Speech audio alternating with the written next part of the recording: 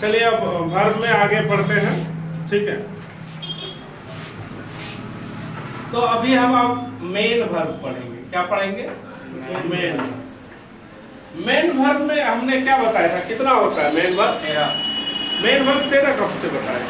Main verb 5 बताया है ना, 5 होता है। एक होता है वर्ब का फर्स्ट फॉर्म, एक होता है वर्ब का सेकंड फॉर्म, वर्ब का होता है थर्ड फॉर्म, वर्ब का होता है फोर्थ फॉर्म और वर्ब का फिफ्थ फॉर्म, ठीक है। तो इसको समझते हैं सबसे पहले। जैसे कि आप गो लिखते हैं, go first form of the verb है ना। वर्ब टू यानी second form of the verb जो है वो क्या होता है? Went. Third form of the verb क्या है? Gone, go went, gone. अब fourth form of the verb क्या है? गोइंग है। अब फिफ्थ फॉर्म क्या होता है? गोज होता है। तो कोई भी वर्ब का पांचों फॉर्म आपको लिखना आसान हो जाएगा ना। जैसे गो वेंट गॉन और गोइंग और गोस। अब देखिए इसमें क्या होता है कि चौथा फॉर्म और पांचवा फॉर्म किसी भी वर्ब का आप बना सकते हैं। जैसे रीड का चौथा फॉर्म क्या होगा? Reading, reading. पांचवा फॉर्म क्या होगा? रीड्स। प्ले का चौथा फॉर्म क्या होगा? प्लेइंग। पांचवा फॉर्म क्या होगा? तो चौथा और पांचवा फॉर्म बनाने में ज्यादा कोई कठिनाई नहीं है। मेनली आपको ये तीनों याद रखना है, फर्स्ट फॉर्म, सेकंड फॉर्म और third form.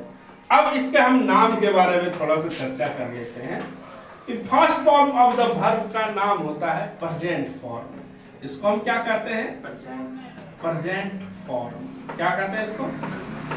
Second form of the verb है ना, इसको हम कहते हैं पास्ट फॉर्म। क्या कहते हैं इसको? पास्ट फॉर्म कहते हैं। और थर्ड फॉर्म को कहते हैं पास्ट पार्टिसिपल।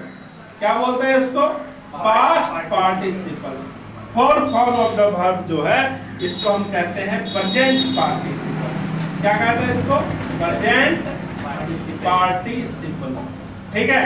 और फिफ्थ फॉर्म ऑफ द जो वर्ब है ये है, ये इसको भी हम प्रेजेंट फॉर्म कहते हैं। इसको हम क्या कहते हैं? प्रेजेंट फॉर्म कहते हैं, ठीक है। तो फर्स्ट फॉर्म और फिफ्थ फॉर्म, इसका भी नाम प्रेजेंट फॉर्म है और इसका भी नाम प्रेजेंट फॉर्म है। तो इसमें देखिए गो है और इसमें गोज है। तो गो और गोज में क्या अंतर होता है? जैसे अगर आपको बोला जाए पेन और पेन्स में क्या अंतर है? यहाँ एक है, पेन सिंगुलर है और पेन्स प्लूरल है ना। तो इसमें आप बताइए कि गो और गोज में क्या अंतर है? गो में एक है, हाँ, और गोज में एक से अधिक है। तो पेन सिंगुलर है कि पेन प्लूरल है? सिंगुलर। और पेन्स क्या है इसका? प्लूरल है। तो गो क्या है? सिंगुलर। और गोज उल्टा बोल रहे हैं आप लोग ना। लेकिन ये नाउन में ऐसा होता है कि एस जोड़े तो सिंगुलर से प्लूरल हो जाएगा, लेकिन वर्ब में ऐसा नहीं होता। वर्ब का जो पहला फॉर्म होता है ना वही क्या होता है? प्लूरल होता है। वही क्या होता है?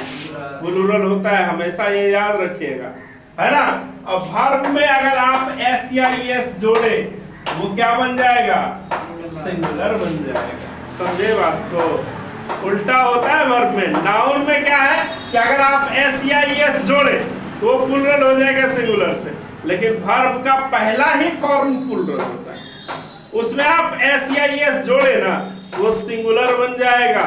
इसलिए ही के साथ गो लिखते हैं कि गोज? गोज लिखते हैं। क्यों? क्योंकि ही सिंगुलर है और गोज भी सिंगुलर है, इसलिए वी के साथ गो लिखते हैं।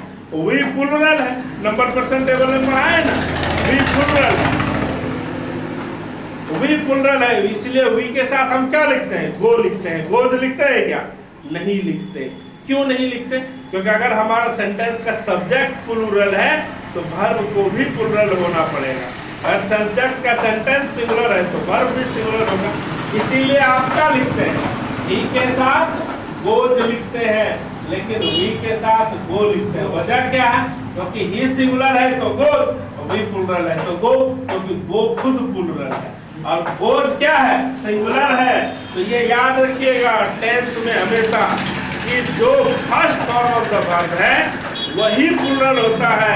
अगर वर्ब में एस या एस लगाए तो क्या बन जाएगा? सिंगुलर हो जाएगा।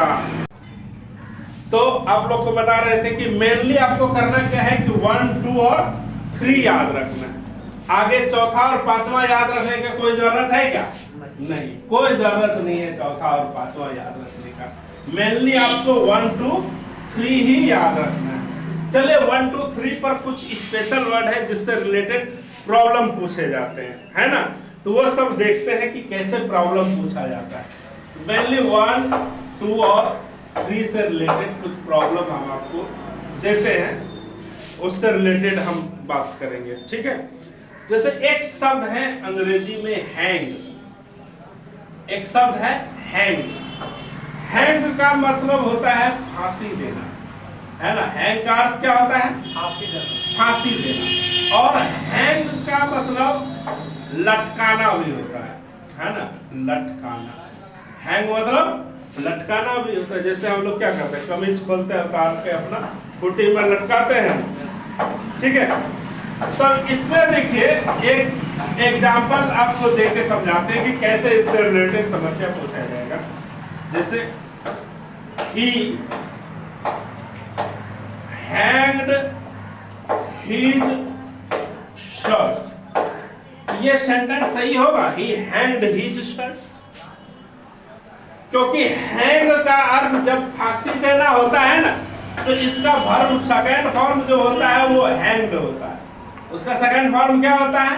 हैंग्ड। तो इसका मतलब हो जाएगा शर्ट को ही उसने फांसी दे दिया है ना, इसका अर्थ यही हो जाएगा ना, ही हैंग्ड हिज शर्ट। तो इस सेंटेंस को हम क्या करेंगे? गलत करेंगे।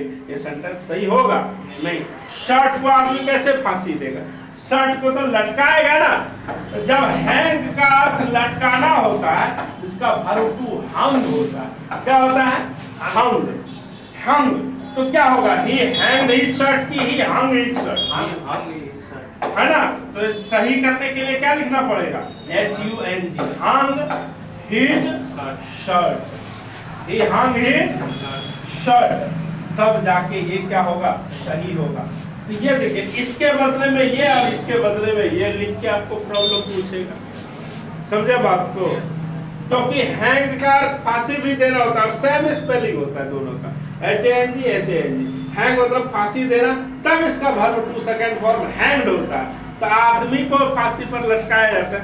कभी सुने किसी ने कमीज को फांसी पर लटका दिया, है ना? तो इसका वर्ब टू होता है हैंग्ड, और वर्ब थर्ड फॉर्म भी होता है हैंग्ड, और इसका भी थर्ड फॉर्म क्या होगा? हंग। समझे बात को? तो देखिए, एक शब्द के स्थान पर दूसरा शब्द लिख के प्रॉब्लम पूछा जाएगा, जो आपको बड़ा कंफ्यूज करेगा।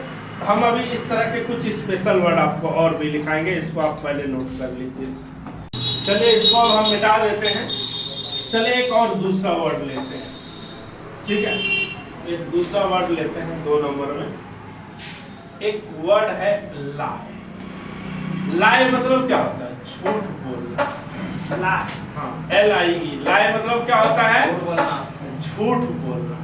और लाई मतलब लेटना भी होता है ना? लाई का अर्थ क्या होता है? झूठ बोलना। और लाई का अर्थ लेटना भी। हम लोग बेड पे लेटते हैं ना, बिछौना पर लेटते हैं, आराम करते हैं, तो लाई का अर्थ झूठ बोलना भी होता है और लाई का अर्थ लेटना भी होता है। अब देखिए, हम एक सेंटेंस लिखते हैं, he lied on the bed. He lied on the bed. ये सेंटेंस सही है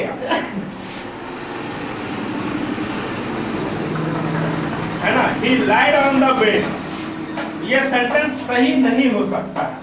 अब इसका वजह बताते हैं, ये सही क्यों नहीं हो सकता। जब लाई का अर्थ झूठ बोलना होता है ना, इसका वर्ब टू होता है, इसका सेकंड फॉर्म होता है लाइड, ठीक है? और जब लाई का अर्थ लेटना होता है, तो वर्ब टू उसका होता है ले, है ना? तो बेड पर बैठ के आदमी झूठ क्यों बोलेगा? झूठ तो कहीं भी बोल सकता है, जरूरी है कि बेड पे ही बैठ के झूठ बोले।